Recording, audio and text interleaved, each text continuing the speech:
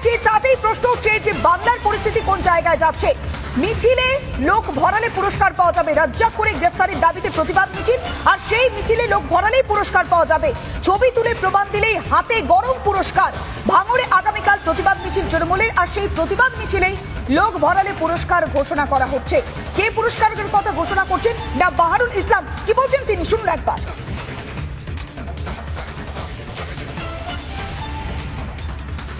যে বুথ সবচেয়ে বেশি লোক বের করবে, ভিজে হোক আর মানে গা ভিজে হোক আর না ভিজে হোক, তাদের আমি আলাদা করে প্রাইজ দেবো।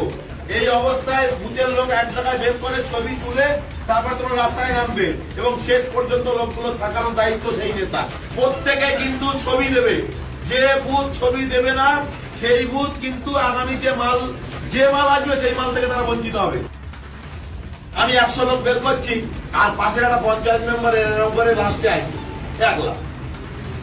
আর ভাগ লওয়ার সময় এখানে যখন খাতা দেওয়া হবে, এখানে যখন তেলবল দেওয়া হবে, তখন এসে সেইটি সবার আগে চাষাবে আমার কোটার মালটা কি হলো। কোটা নেবে, লোক আনবে না। আর যারা খাটছে তাদের সম্মান দেওয়া হয় না। আমি বারবার বলেছি, পঞ্চায়েত প্রধানকে আমি বলেছি, নেতৃত্বকে বলেছি, যারা লোকজন আনে না তাদের সরাসরি বুথ সভাপতির হাতে মাল দিতে হবে। সেই পঞ্চায়েত মেম্বারের কোনো মাল দেওয়ার দরকার নেই। যদি না পরিশ্রম করে বুথ সভাপতি